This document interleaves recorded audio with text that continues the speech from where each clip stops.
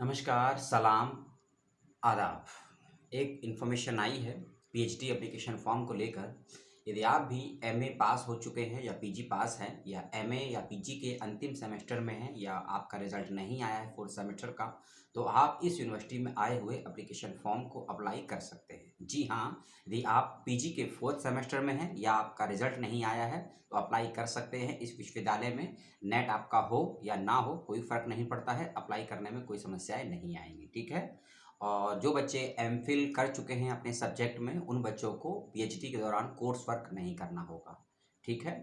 आप यदि जेआरएफ हैं, आरजेएनएफ हैं, एनएफएससी हैं, एनएफएससी हैं, एनएफएसटी हैं, एनएफओबीसी हैं, तो आपको जो छात्रवृत्ति है वह भी प्राप्त होगी।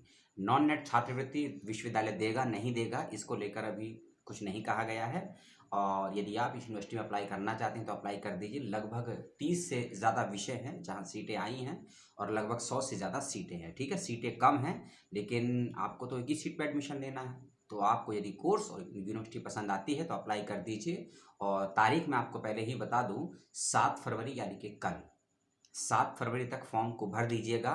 इस बात का ध्यान रखिएगा। लेकिन आप यदि 7 को फॉर्म भरते हैं और फीस जमा नहीं करवा पाते हैं, यदि आप 7 तक रजिस्ट्रेशन कर देते हैं लेकिन फीस सबमिट नहीं करते हैं, तो आप 9 फरवरी तक फीस को सबमिट कर सकते हैं।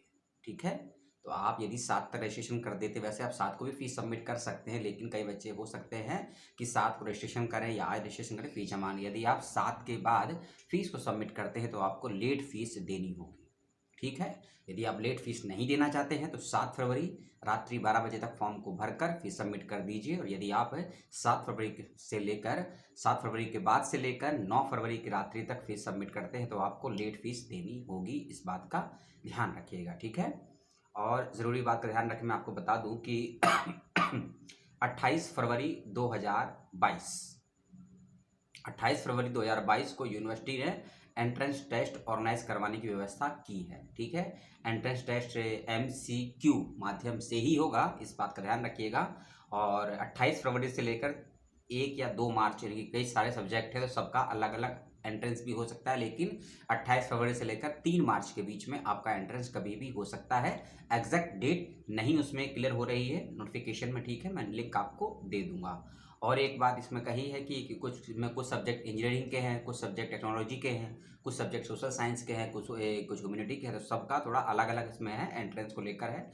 उसको आप एक MS वर्ड की फाइल है जो आपको विश्वविद्यालय की वेबसाइट पर उसका लिंक मिल जाएगा। और नोटिफिकेशन वेबसाइट का लिंक मैं आपको दे दूंगा डिस्क्रिप्शन बॉक्स में। यूनिवर्सिटी का नाम है कुरुक्षेत्र यूनिवर्सिटी हरियाणा। कुरुक्षेत्र यूनिवर्सिटी है और नेट के द्वारा इस यूनिवर्सिटी को A ग्रेड प्राप्त है और एक स्टेट यूनिवर्सिटी है, इस बात का ध्यान रखिएगा। और साथ ही साथ में रेगुलर और डिस्टेंस माध्यम से पाठ्यक्रम करवाती है। ठीक है।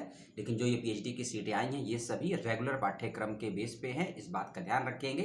पार्ट टाइम पीएचडी नहीं है। एक बात का और मैं बता दूं, यदि ऐसे कैंडिडेट जो जॉब करते हैं, ऐसे कैंडिडेट जो कहीं जॉब कर रहे हैं लेकिन पीएचडी करना चाहते हैं तो पीएचडी का फॉर्म भर सकते हैं, कोई समस्या नहीं है। फॉर्म भरते वक्त में ऐसे कैंडिडेट को एनओसी का सर्टिफिकेट अटैच करना होगा या बताना होगा कि वह जॉब करते हैं और उनके पास एनओसी है। या एप्लीकेशन फॉर्म भरते वक्त में आपसे एनओसी मांगी जाएगी, या फिर जब आपको इंटरव्यू के लिए बुलाया जाएगा एडमिशन टाइम पे तब आपसे मांगा जाएगा। लेकिन जो जॉब कर रहे हैं वह भी पीएचडी में अप्लाई कर सकते हैं। और यदि आपका सिलेक्शन होता है तो आपको 7 से लेकर 8 साल तक का समय दिया जाएगा अपनी पीएचडी को सबमिट करने के लिए। और जो बच्चे जॉब कैटेगरी में अप्लाई करेंगे, ठीक है, उन बच्चों को फेलोशिप जो होती है वह नहीं प्रदान की जाएगी, इस बात का भी ध्यान रखिएगा। और दूसरी बात कि यदि आप 35 साल से ज़्यादा की एज के हैं और अप्लाई कर रहे हैं पीएचडी के लिए, तो भी हो सकता है आपको फेलोशिप की व्यवस्थाएं ना की जाए। ठीक है, इस बात का आप ध्यान रखिएगा। और फीस नोटिफिकेशन में दे दी गई है। जनरल कैटेगरी की 800 रुपये फीस है। एससी और ब्लाइंड और बीसी बैकवर्ड क्लास के बच्चों की 200 रुपये है और अदर्स की 800 रुपये है। लेकिन याद रखिएगा कि हरियाणा है, स्टेट यूनिवर्सिटी है। यदि आप हरियाणा से बाहर से रहने वाले हैं तो आप सभी जनरल कैटेगरी में काउंट होंगे, चाहे आप हरियाणा में किसी भी कैटेगरी में हो। ठीक है। डेट्स मैंने पहले आपको इसलिए बता दी क्योंकि डेट फिर छूट जाएंगी और समस्याएं पैदा हो जाएंगी। अब मैं आपको सीटें बता देता हूं कि सब्जेक्ट में कितनी सीटें हैं। मैं आपको टोटल सीटें बताऊंगा और कैटेगरी वाइज सीटें वेबसाइट पर मौजूद नोटिफिकेशन में दी गई हैं, वहाँ पे आप जाकर देख लीजिएगा।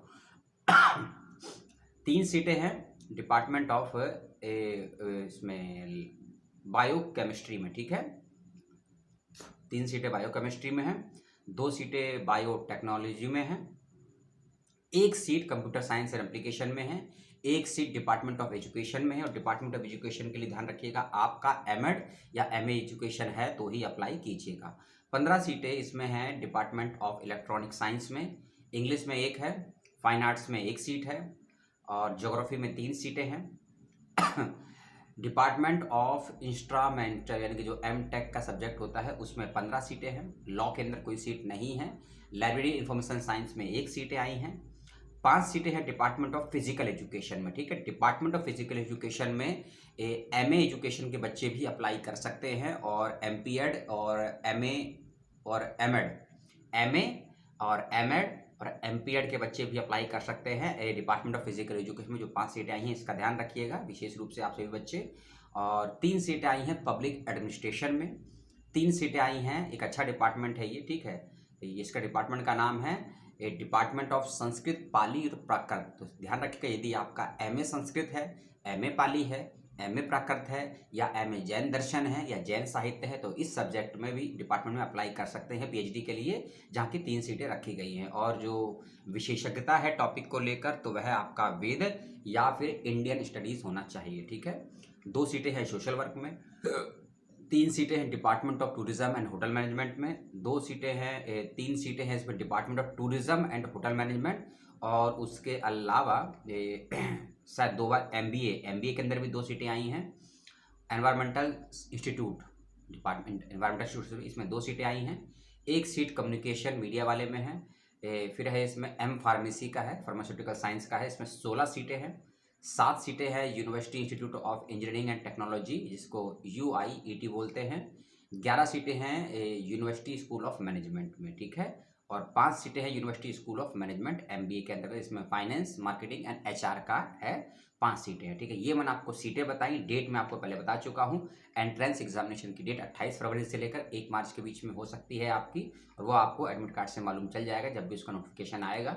सभी नोटिफिकेशन और वेबसाइट का लिंक और कुछ लिंक आपको एमएस वर्ड और एक्सेल के रूप में मिलेंगे, वो वेबसाइट पर ही मिलेंगे, मैं लिंक आपको दे दूंगा। और फिर से यही कहूँगा कि 7 फरवरी तक फीस जमा कर दीजिएगा, नहीं तो 7 के बाद यदि फीस जमा करेंगे तो आपको लेट फीस देनी होगी। और लेट फीस है क्योंकि लेट फीस लगभग 1200 रुपये है। ठीक है, लेट फीस के साथ आपका फॉर्म 2000 या 2500 में जमा होगा। तो उससे बचने के लिए आज रात में या कल दिन तक का समय है, फॉर्म को जमा कर दीजिएगा। इस बात का ध्यान रखिएगा। और जो बच्चे हरियाणा से बाहर के हैं, जो बच्चे हरियाणा से बाहर के, मान लीजिए कोई बच्चा दिल्ली का है, कोई बच्चा बिहार का है, कोई महाराष्ट्र का है, और यदि इन राज्यों के बच्चे एससी एसटी हैं तो वह बच्चे जनरल कैटेगरी में काउंट होंगे।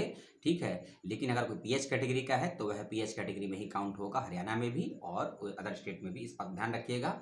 और ये इन्फॉर्मेशन थी, आपको कैसी लगी मुझे बताइएगा। कोई डाउट हो, शंका हो, सवाल हो, जो इन्फॉर्मेशन आपको दी गई है तो कमेंट बॉक्स में सवाल पूछ लीजिएगा। टेक केयर, जय हिंद, सलाम।